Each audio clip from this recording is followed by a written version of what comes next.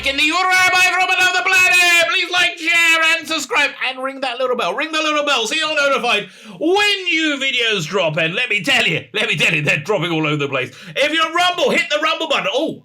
Big thanks to Alex Lees of the Dr. Alex channel. If you're not subscribed over there, subscribe. What's his book? Yeah, he's a writer. He writes good stuff. He wrote this book, season 13. It's very good. I listen, he's not paying me anything. I actually genuinely like it. But he let me know. Rumble now has a YouTube sync function, which will basically just copy your YouTube channel. So all my YouTube channel, all my YouTube videos are now on my Rumble channel. Rabbi on Rumble is my Rumble channel. So like, share, subscribe, comment, Rumble. I found the Rumble button at long last. I thought it'd be a button that says Rumble, has a Rumble logo. No, it's just a little cross that you plus sign that you press so you can get it's like a like, they call it a Rumble. Okay, whatever. Like, share, subscribe, comment, Rumble, sign up my Substack. Okay, this is a big one because it's awesome. I just launched yesterday. We're doing a thing called Sunday Comics. I'm assuming this video is being posted on Monday. I'm recording on Sunday, but I'm posting it on Monday. Sunday Comics. Every Sunday you're going to get awesome freaking comics. We just started a series called The Ice Warriors. It's something I did a while ago with an Italian artist called Stefano Castelli. It's in the same tradition as the one-page Dalek strips or the one-page Sidemen strips from the 90s.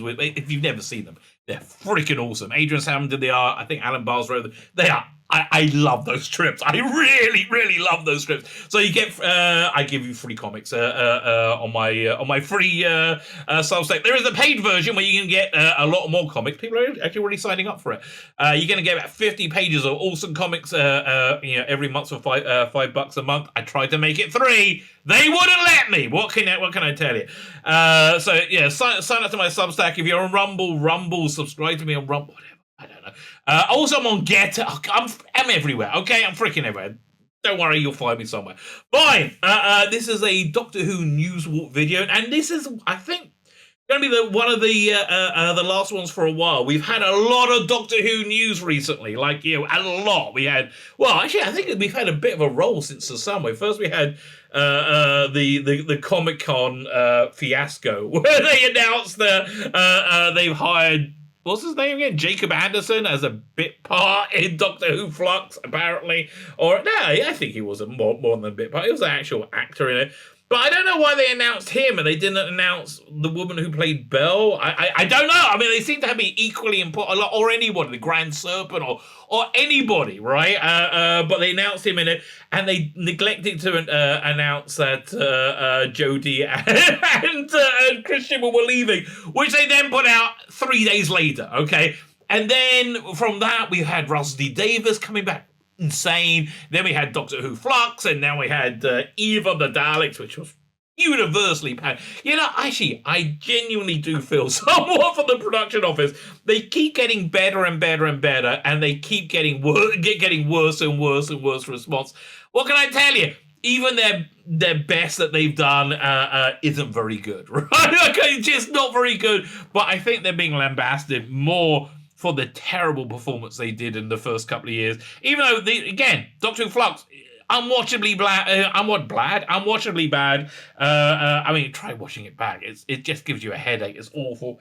As is even the Daleks, which, hi, I'm a creepy serial killer called Nick. I'm going to be the romantic hero. I actually saw somebody online saying, well, why is everybody going after Nick? He's no weirder than...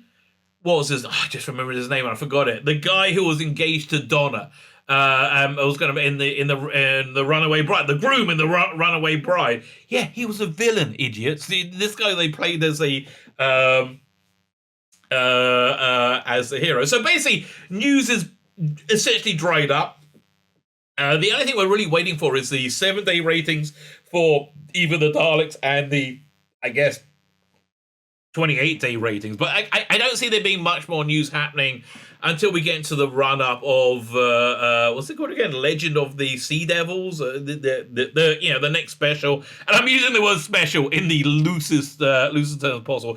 But yeah, by the way, if I do get breaking news, I said I'm recording this on Sunday. It's going out Monday. If I get breaking news before this video posts, I'm going to put a little insert in talking about the ratings.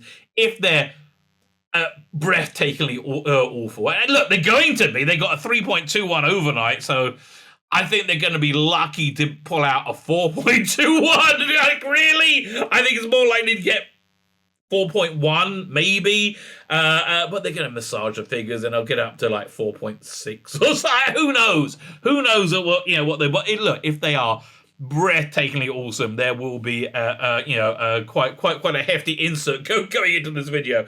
But if they're just normally awful, I'll leave it for another day. Fine, but we do have a lot of little bits of news to pick up on. I think the most news we're going to be getting is about the Russell T Davies era. The Jodie Whittaker era has got 2 episodes left to go. It's not liked. It's done very badly. The media hates it now. I mean, the media just hates it now. It's bizarre. So yeah, I don't think we're going to be getting much news before April? Be my guess, March, April. And then we'll probably start hearing about casting of the next Doctor Who for Russell T Davies, unless everything changes. Listen. By the time this video posts, they might have announced the 14th Doctor, which I guess I'll have to record a new video. Hopefully not. But they do have lots of little bits of news which I want to pick up on.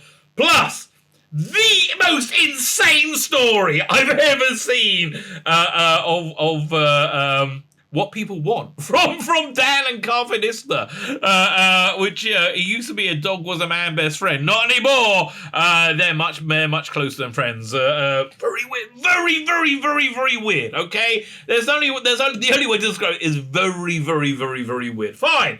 As I said, like, share, subscribe, comment, Rumble, Substack, all that stuff's awesome. Do all of that. That's fantastic. And if you're on YouTube and you subscribe, please make sure you're still subscribed. YouTube, not the biggest fans of mine. Thank you very much for the platform. I do hope Rumble takes over as the #1 platform, though. That'd be awesome for me. Fine, let's start with this news story over here. Now, this is not a new news story, but we're going to be looking at this again because this is the reason this story happened. This is recent. This is from Plymouth Live. So, this is, do they have the date on it? I think this was from like a day or so ago. So next Doctor will be another woman according to leaked production notes. So what this story is there's some bonkers fans who really, it's not they like Jodie Whittaker. They like the idea of there being a female Doctor because they really believe that women are an oppressed subclass in the Western world. Really? Have you gone out in the street and met anyone? No, okay, apparently not. They really totally believe it, right? They really totally believe it, and so they wanted Jodie Whittaker's Doctor Who to be a sign of the changing of the times and the end of the white male patriarchy, which doesn't really exist. I mean, I really don't think it exists. And it'll be stunning and brave and good forever. And it just didn't go that way. It just crashed and burned. So and now they're saying, it's Chris Chibnall's fault. The white man's fault. It's his fault. Because everything is about identity. There is, oh my God, a wonderful clip from Sidney Poitier, right? And I might, if I can find it, I might insert it into this video. There are many aspects to my personality that you can explore, I think, very constructively. But you sit here and ask me such one-dimensional questions about a very tiny area of our lives.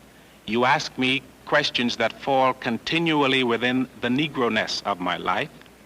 You ask me questions that pertain to the narrow scope of the summer riots. I am artist, man, American, contemporary.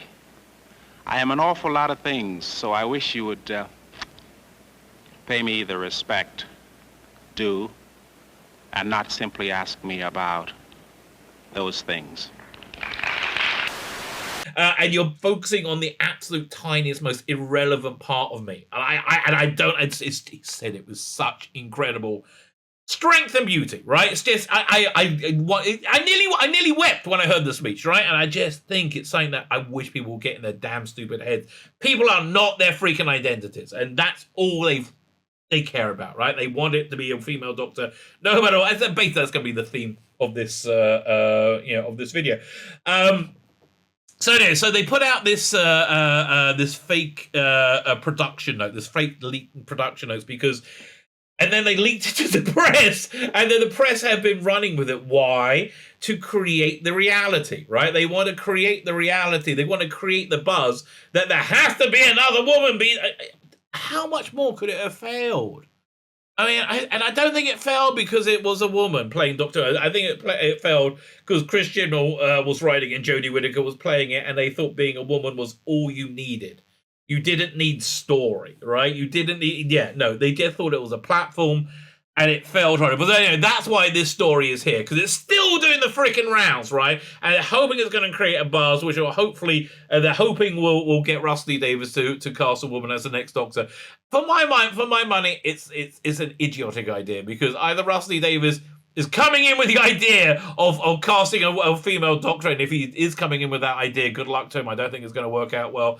But if he is coming in with that idea, I think it would be to prove it can work after the disaster that was Chibnall and Whittaker. More likely, he's coming with the idea it will be anything but a female Doctor after the absolute disaster that Jodie Whittaker was. I don't think you're influencing either way. He seems to be a person who is reasonably firm in his decision-making abilities. And look, generally speaking, this is a mistake I always make, and I don't think Rusty Davies makes that much, which is why he's far more successful than me. One of the reasons he's far more successful than me, that he has confidence in his opinions and his abilities, right? He has a lot don't second guess yourself, right? And I don't think Russell's going to do that. Is he going to cast a female Doctor? Is his version of Doctor Who going to be garbage? I don't know. I hope not. I really hope not. I, as an act of faith, I believe not, but I think that, look, there's three ways you can think anything's real, right? You've got faith, you've got belief, you've got knowledge. Knowledge is when you have first-hand experiential data. I know I have, 4 fingers and a thumb. Why? I can frickin' see them, right? Unless the electronic impulses that are going from my eyes to the brain, are wrong in some way. I can see I got 4 fingers and a thumb. It's first hand. That's called knowledge. Knowledge is also something that's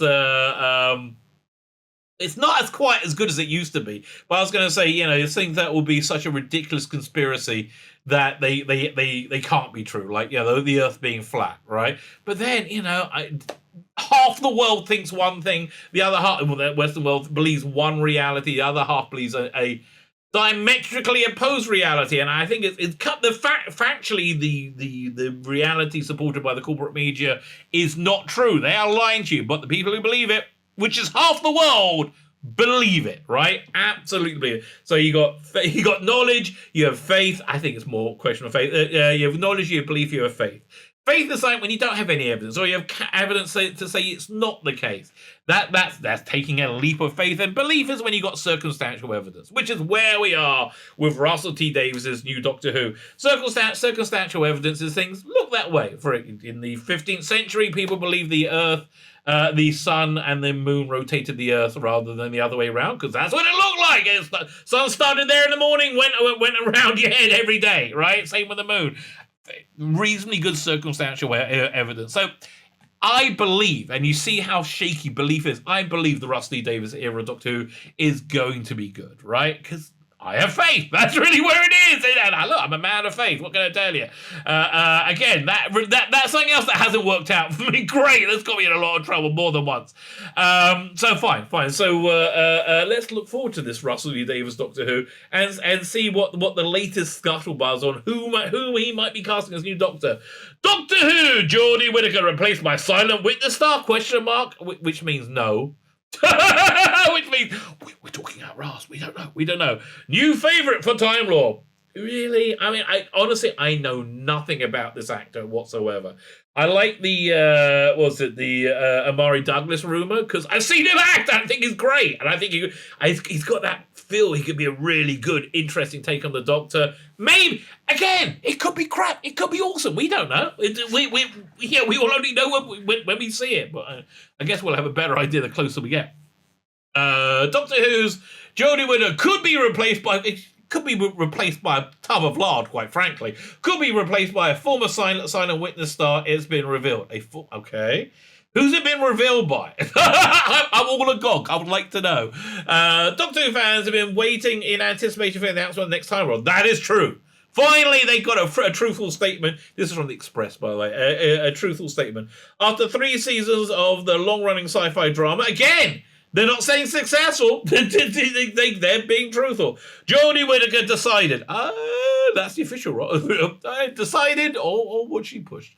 To step down from the iconic role after destroying it, right? After completely destroying it, decided to step down. Well, bookmakers speculate who the potential replacement will be. New figures show a silent witness star is high in the ranks, but who will be entering the next TARDIS? Okay, that's a good question. So who is this? You got this new person. It is Fisayo Akinade, or Akinade, or Akane. I don't know how to pronounce the name. I've never heard of him.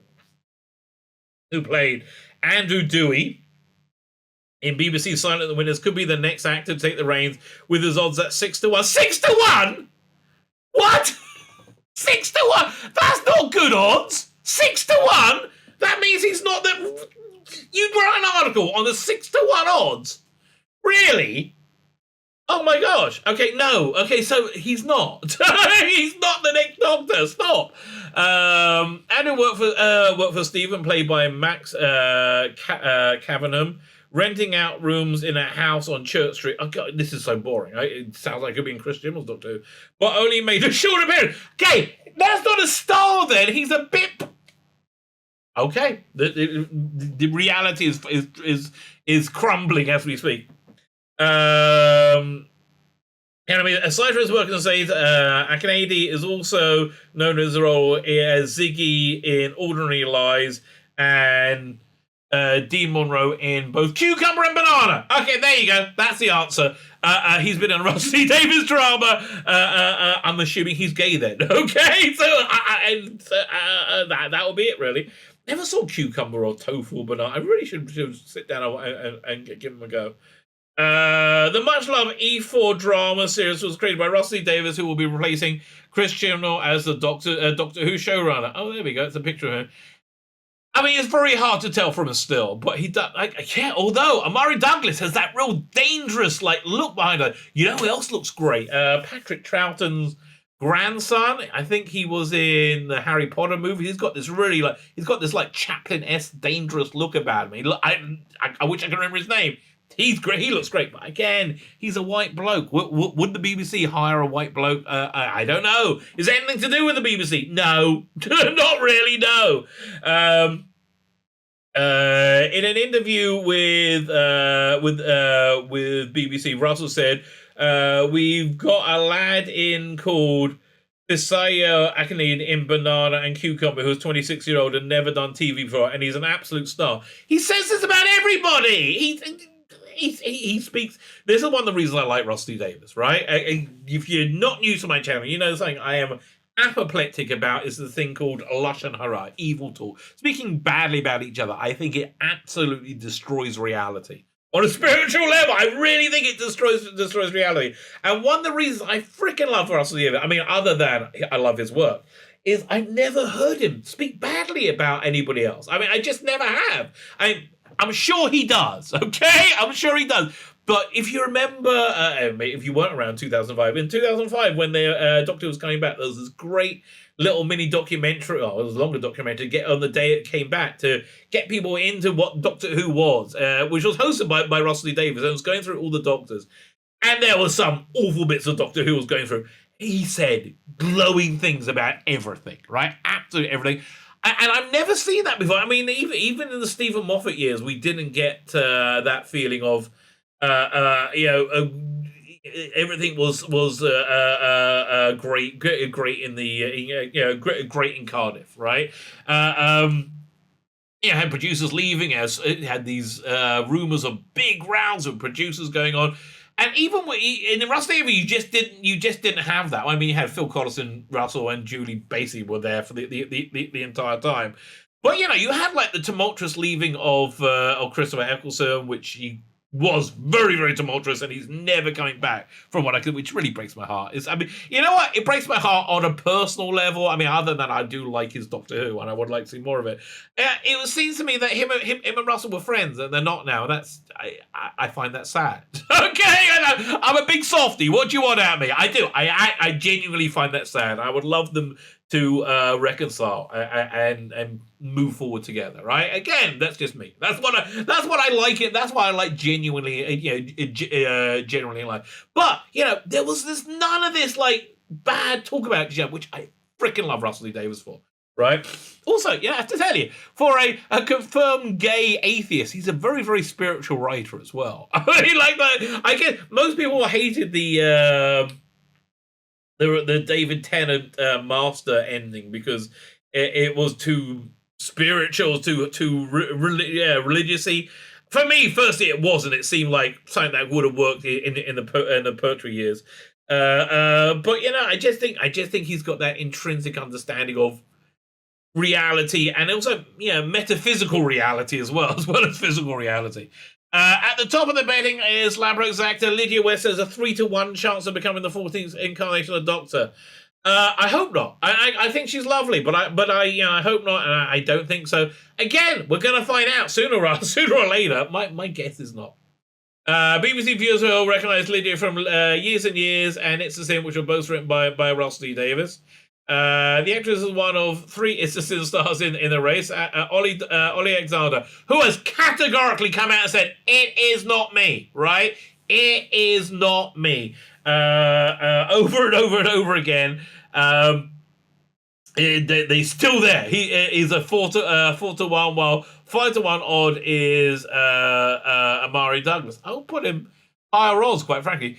Jessica O'Reilly of Ladbrokes says the cast of It's the Sin continue to dominate the top of the betting to become the next Doctor Who, but it's Lydia West who's still attracting the most money. Why? Because of this idiot story. That's why. The show's latest installment, Eve of the Dalek, saw Dr. Dan, played by John Bishop, and Yaz getting stuck in a time loop where they kept getting exterminated by Daleks. Viewing figures have been reportedly among the worst in the show's history. Yes. Now, here's the weird thing, right? Universally. Can I highlight this?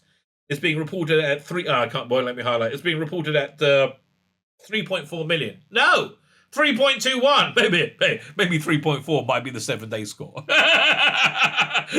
no, I tell you, if it's 3.4, you might get an extra video out of me for that one. A source says Jodie Legacy is leaving my viewing figures that are among the worst in the show's long history. We're back to telling the truth again. Although far more people watch the programs on catch up. No, they don't. You get between 800,000 to 1.2 million on catch up, when you get like between 3.2 and whatever overnight. So no, all are far more. I mean, this still doesn't make up for the decline in viewing figures since 2018. It's been quite a significant decline. While a BBC spokesperson said Doctor Who is one of the best, one of the most popular shows on BBC iPlayer, has been streamed by 50 million people in the past year. Well, how many people have been watching not Jodie Doctor Who? I mean, like, if it's 49 million people watching not Jodie Doctor Who, not doing that great. I mean, I would say it's still, a million streams.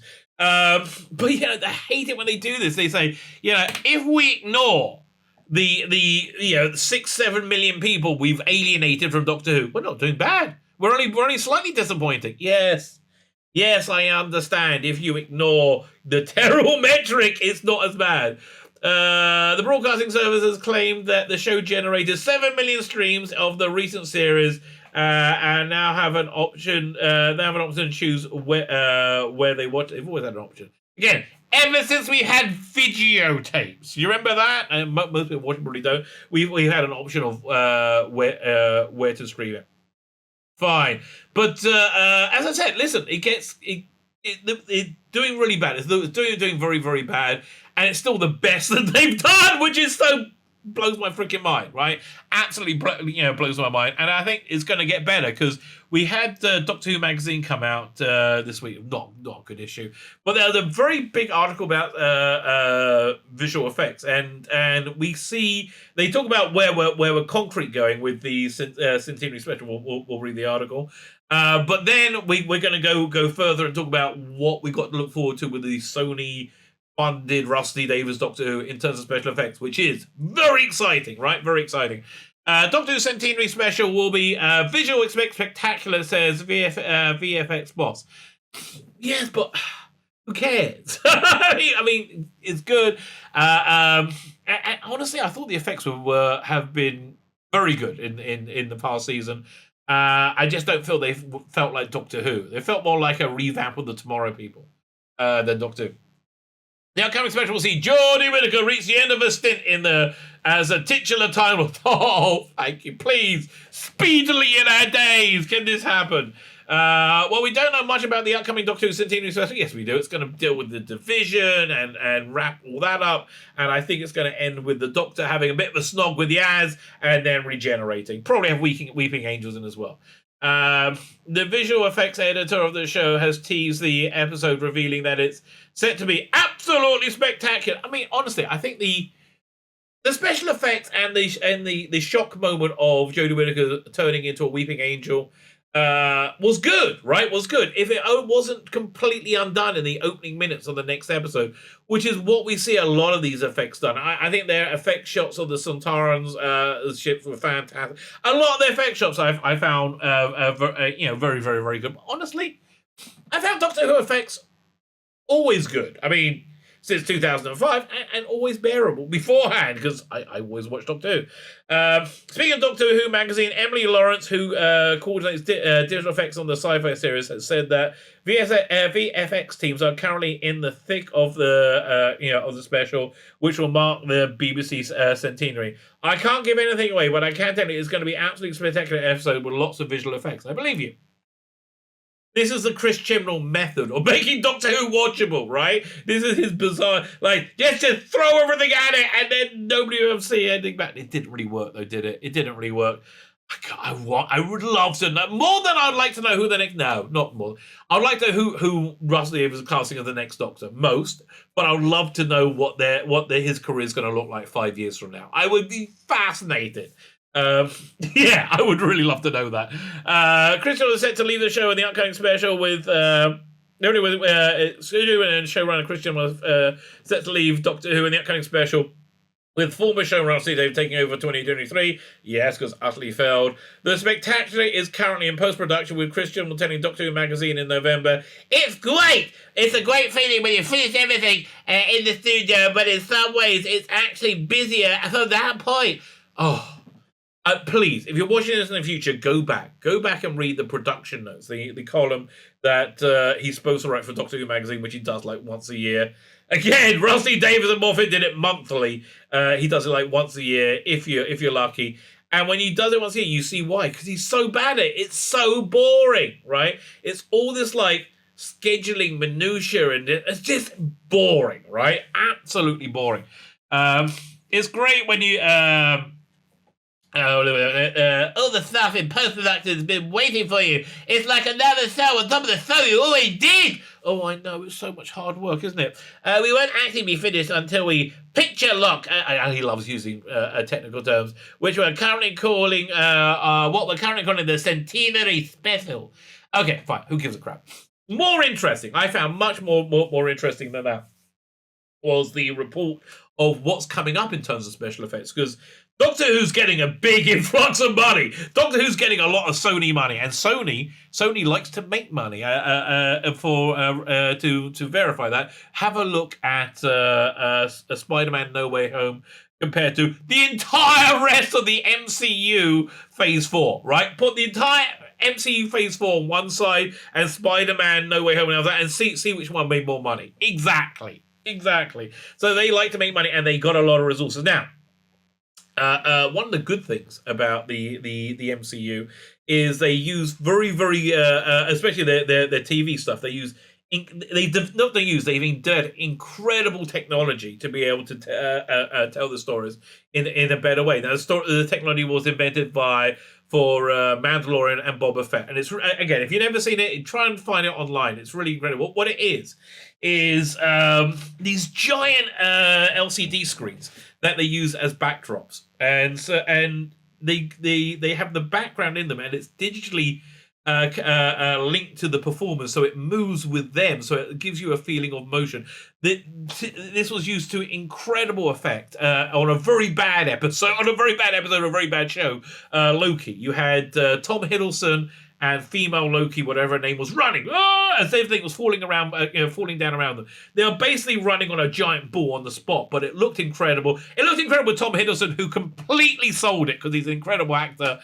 The female Loki wasn't. And so she did it. But try and find that scene. It's absolutely incredible. So I think we're going to have a real massive influx of much higher level special effects, right? And I think, just generally speaking, the production is going to get a lot better. Hopefully, in terms of the writing as well, right? Hopefully, in terms of the writing, well, you know who else is writing? I hope's going to improve, but I'm not holding my breath.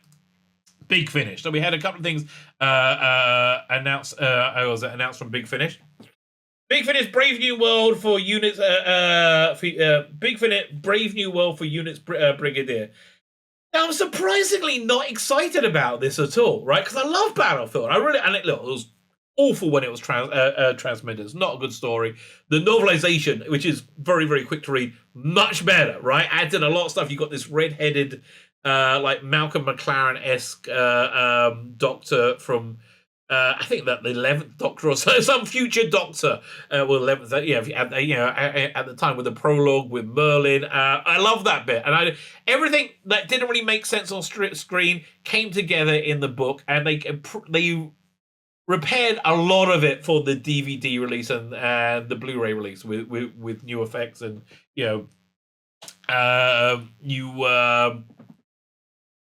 what's it called again?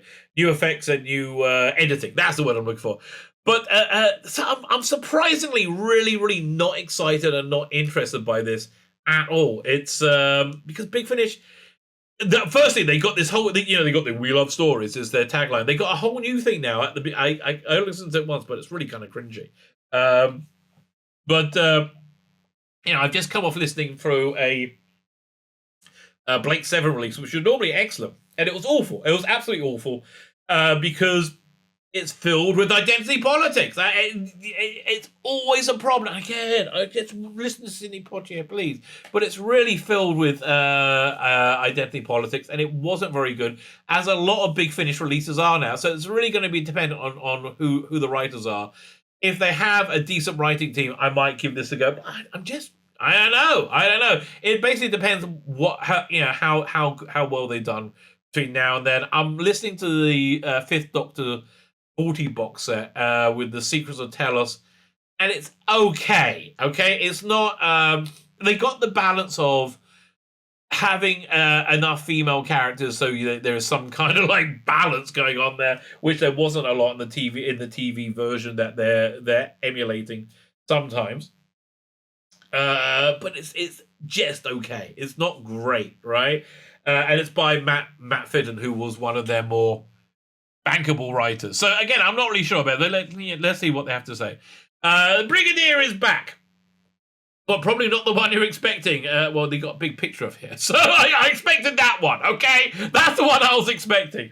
Angela Booth, who made it, is revealed in Doctor Who magazine 573. Angela Booth, who made her Doctor Who debut in the 1989 TV adventure Battlefield, will don the camo gear once more for a new series of adventures going out in June 2022. I need to know the writers, right? Need to know I can see the writers. And I'm not interested. Okay, Rose State by Robert Valentine. He's not great. He's done some pretty bad ones and done some okay ones. Time Flies by Alison Winter. Don't know her. And Alfie Shaw. Not the greatest resume, so this is a pass for me. Expect heroics, high stakes, and havoc across the globe and beyond. As the ever resourceful Brigadier Bambera assembles her new team, including sarcastic second in command Sergeant Jean-Paul Savarin, I hate it already. Okay, Sarkat. Oh, I hate it already. And Tough Scientific Advisor, Dr. Louise Ricks, Yemisi Oli. Oh my God, how do I pronounce this? Oyinloy? Okay. It's going to be 16 pounds or 17 pounds of dollars. And yeah, we're all excited. Yay. I don't know. No, I'm not excited. Right. I am just not excited. And you know what I feel about this? I'm getting the same feeling about this as I'm getting from the Secrets of Telos, as I said, which I'm listening to right now. It's, the Secrets of Telos is set directly. It's a direct sequel to Tomb of the Cybermen on the same rocket ship right after it took off, and it just feels so unnecessary and so shoehorned in. Honestly, if they're going to do something like that, I think it would have been better with the Ninth Doctor, who hasn't had that much contact with traditional Doctor Who, which would have made it much more interesting. They should have done another expedition, or like 10 years later or so. It seems really unnecessary, and it seems to be there to get you to buy the disc, which this is what this seems like as well. It seems, I would like to hear more, but I don't think there's any more for her story at this point. Maybe 10 years ago, but at this point, I don't think there's really any more of the story that I was clamoring to hear. And given the strength of the things they've done thus far, I'm not rushing to it, right? I'm not rushing to it. However, I want them to be good, right? I want Big Finish to be good, right? I want Doctor Who to be good. So, like, I would like it to stay around. I would like you to support it, but I can't recommend this. However, there is something that I would recommend. The reason that I do like the company, which is this story over here. And I think this is a great little bonus. Doctor Who audiobooks through 2022. Lovely idea, really lovely idea. And something here's the thing: Big Finish have always valued their customers and trying to give you more. It's just in the last 3 years we've lived in an era of complete cultural insanity, and people believe the small amount of people who scream their heads off on Twitter are actually real and a significant number. They're not. They're not real. I mean, as we're finding out, because they don't translate into sales. So they've really been catering for them, and they've been catering for them because they also very much agree with them as well. Let's be fair. But this is a good step in the right direction. New audiobook extras entitled Interludes will accompany the 5th, 6th, and 7th Doctor reigns during 2022, offered as additional bonus downloads. It's a great idea. Big Finish listeners who have purchased 2022's 5th Doctor Adventures 40 Volume 1 through the website will now see... Oh, you only get it through the website. Wow, that's interesting. Well, now see an extra audiobook download has been added to the account, entitled I, Chameleon, this hour-long audiobook written by Dominic Martin. Love Don Martin, right?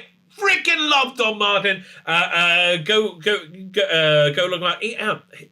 The thing is that I've really been upset about in the last few years of Doctor Who is the people who like the current era are generally speaking, the rabid fans of the current era are generally speaking awful people. If you're not one of those, I'm not talking about you, right? I'm talking about the crazies who like cancel culture, right?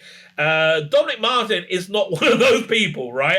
And he does a lot of good stuff. I'm really glad he's written this, and I'm looking forward to listening to it as well. And it's read by Dan Starkey, who's excellent. It's one of 3 interludes that we made available throughout the year, bundled exclusively with selected Doctor Who box sets. Planet Tayrot is a haven for technology, dictating and improving quality of life for its inhabitants, one cerebral implant at a time. Yet with no memory to guide him, Chameleon finds himself one of these new inhabitants, taken from the self-imposed exile and forced into a human body, a seemingly permanent one. This is the kind of thing I like. These kind of like side trips, short trips, that sort of thing, side steps. This is interesting to me, right?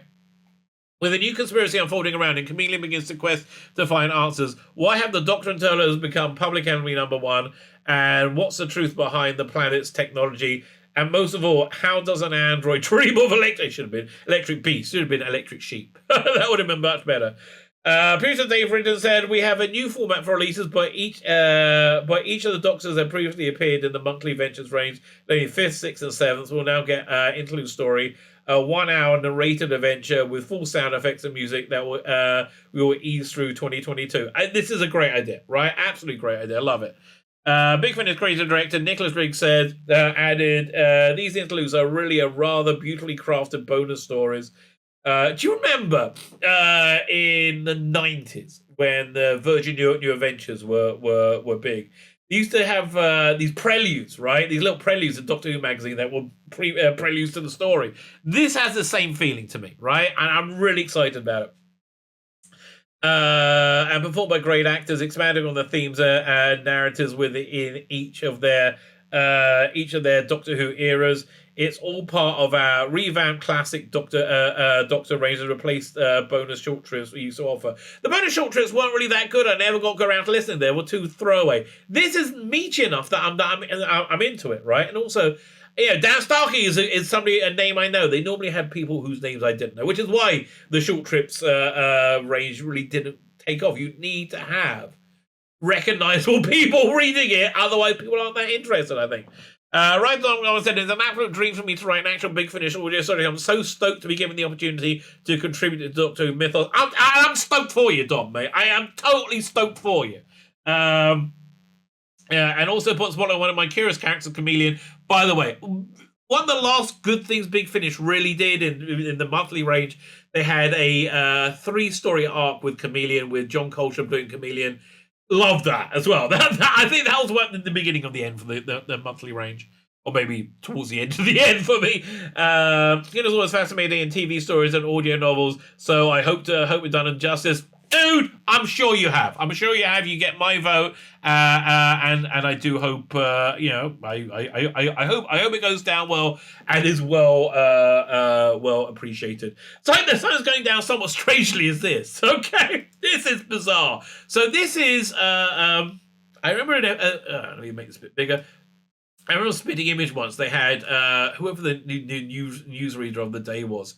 Trevor McDonald, maybe? I don't know, going to John Craven to try and swap a story out to so he can have a funny story at the end of the news. So you had John Craven's news round. Remember John Craven's news round? That was the day. They had little Timmy on Blue Peter, and then final story was some gruesome murder. Whereas they got the cute little story for their last story where they swap stories. So this is our funny story to end with. I hope I can get the audio working properly. I will endeavour to do my best. This is just bizarre. Now, I have no idea what this is on. Is this John Bishop's talk show? It kind of looks like it, but I think we can expect a lot more strange things like this to come from out of John Bishop in the future. So let's see what he's got to say. I get abducted by this 6'4" dog called Karvinister, right? And the actor who plays Karvinister is nice fella, good lad, 6'4", name's Craig Ellis. And we started seeing these pictures coming up on social. Yeah, okay, so again, if you didn't watch the latest series of Doctor Who, oh god. Oh! Firstly, get in your knees and praise the good Lord. Okay, that's the first thing you do. Second thing you do is look up Karvinister. He was a giant dog monster.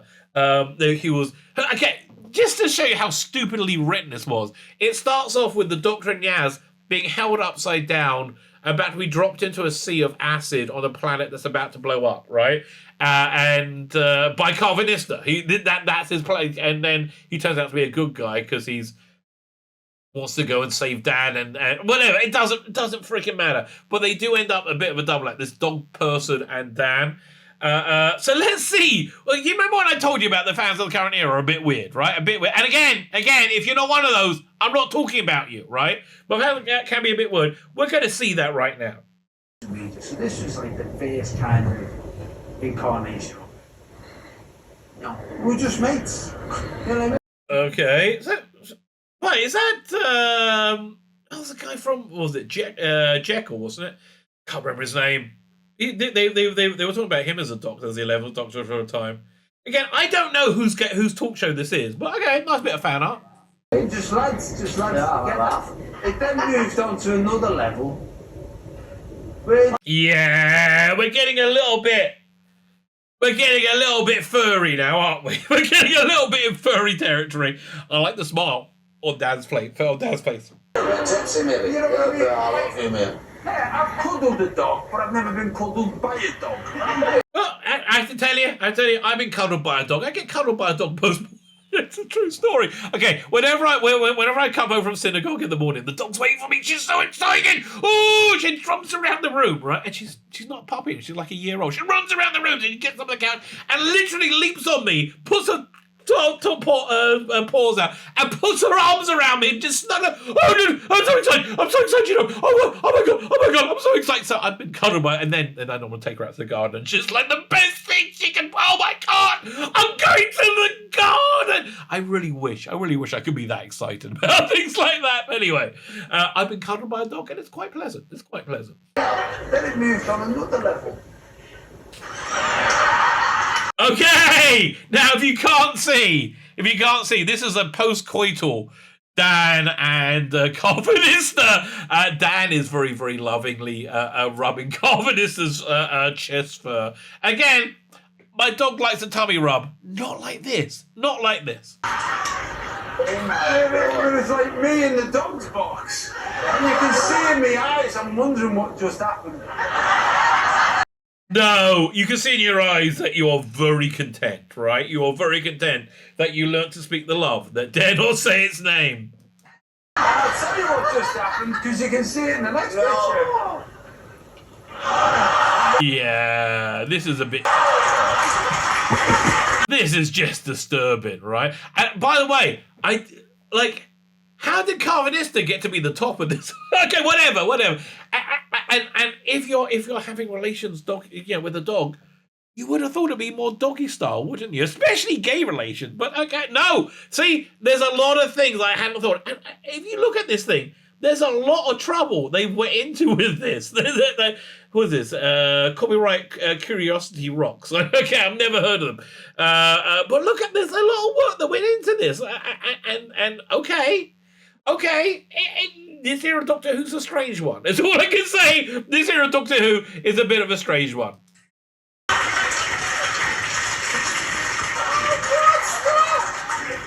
didn't use it as my Christmas card this year.